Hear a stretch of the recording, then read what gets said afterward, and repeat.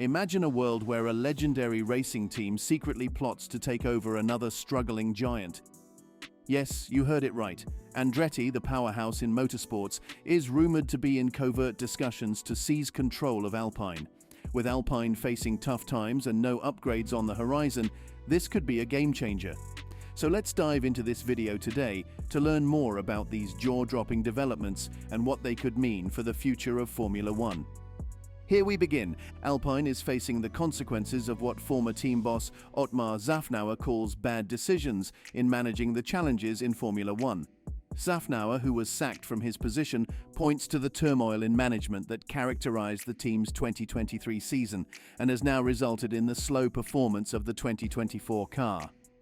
Following Esteban Ocon and Pierre Gasly's poor performance in Bahrain, it was revealed that the team's top technical figures, technical director Matt Harmon and aero chief Dirk de Beer, have resigned. The stopwatch doesn't lie, Szafnauer expressed to Viaplay, adding that the team's current situation is a result of bad decisions made by people at the highest level. He emphasized the impact of firing personnel and not providing psychological security within the team. Former F1 driver Timo Glock highlighted the troubles starting last year, with key figures being replaced, leading to instability in the team and the current consequences being witnessed.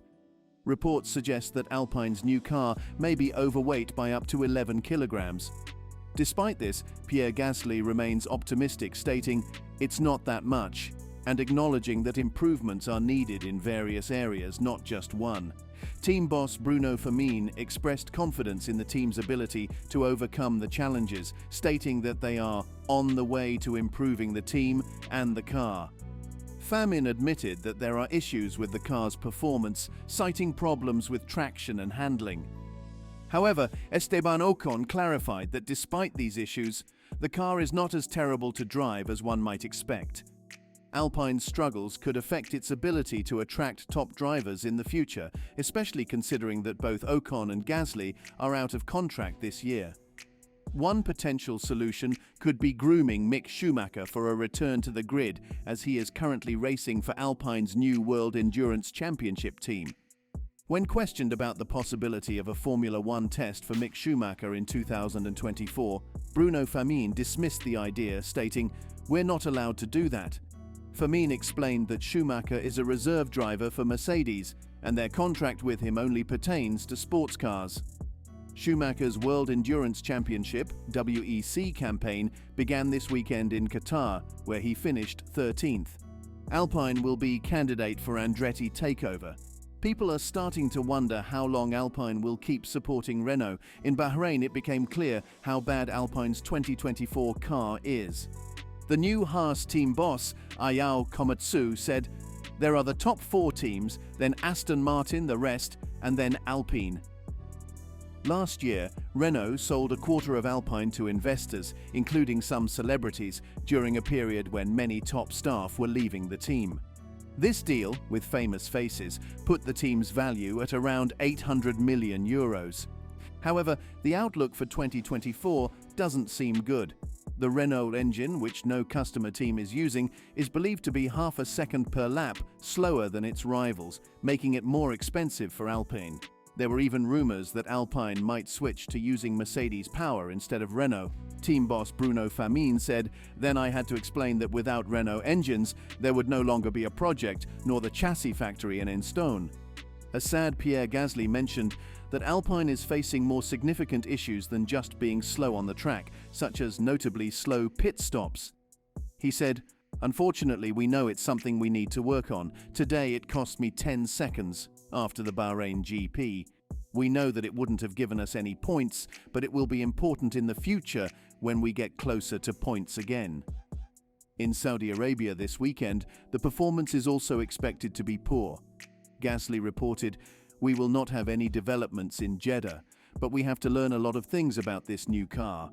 There are things to refine. After that, there will be no revolution, and we will have to continue working step by step."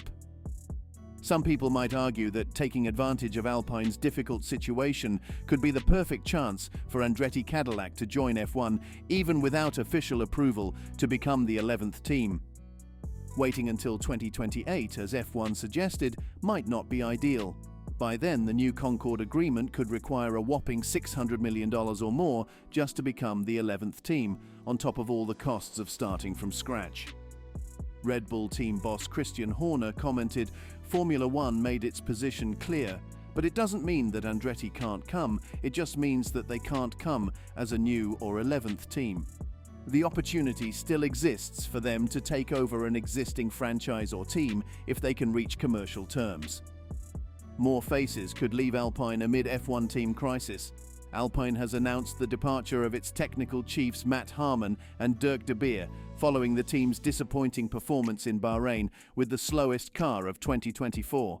According to L'Equipe Sports newspaper, team boss Bruno Famin isn't holding Harmon and de Beer responsible for the team's struggles. Instead, he takes responsibility for the technical decisions regarding the new car. Nevertheless, Harmon and de Beer have left their positions, and a trio of new technical bosses, Joe Burnell, David Wheater, and Kieran Pilbeam, have been promoted to replace them. Additionally, Alpine's F1 bases in Enstone, UK, and Viry, France, will have new chief operating officers who will focus on the development of the factories behind the Formula One project. "We have decided to make these organizational changes as we can clearly see that we are not where we want nor need to be in terms of performance level, and it is time to take another step in terms of organization and people," confirmed Famin in a statement. Rumors suggest that Alpine's disappointing start to 2024, following a season of management changes last year, might lead to Renault withdrawing from F1. However, according to Kleine Zeitung correspondent Matthias Janisch, this is unlikely. He believes that with the sport's increasing popularity and budget caps, teams are now more than profitable. "The brand will probably stay in Formula One," he said. Just a few more well-known faces could say goodbye in the coming months. Renault CEO jets in amid Alpine's deep F1 crisis. Luca De Meo, Renault's CEO, made a rare appearance at a Formula One race, coinciding with the deepening crisis of the French Marque's Alpine team.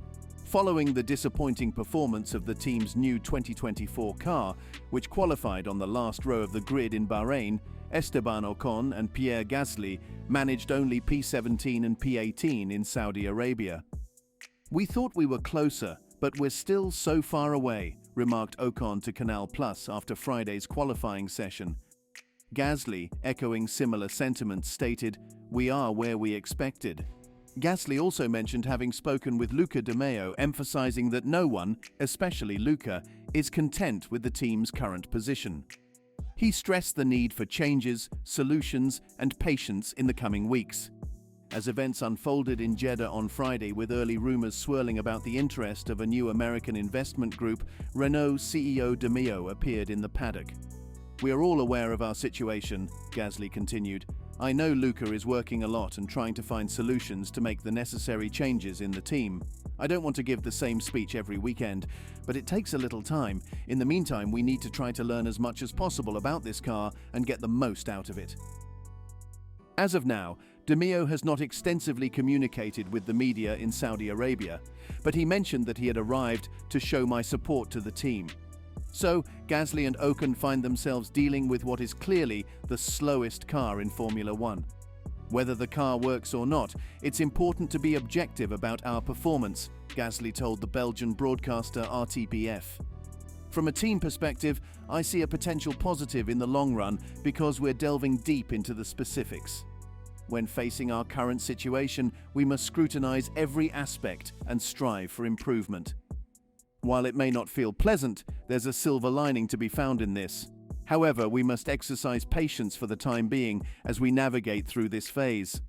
Ocon shared similar sentiments, stating, "Ultimately, I always aim to contend for victories and championships, but that won't be the case this year.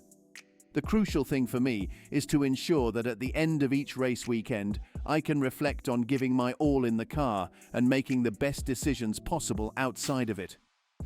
So what do you think of the top secret talk of Andretti seizing Alpine? Comment below and subscribe for more.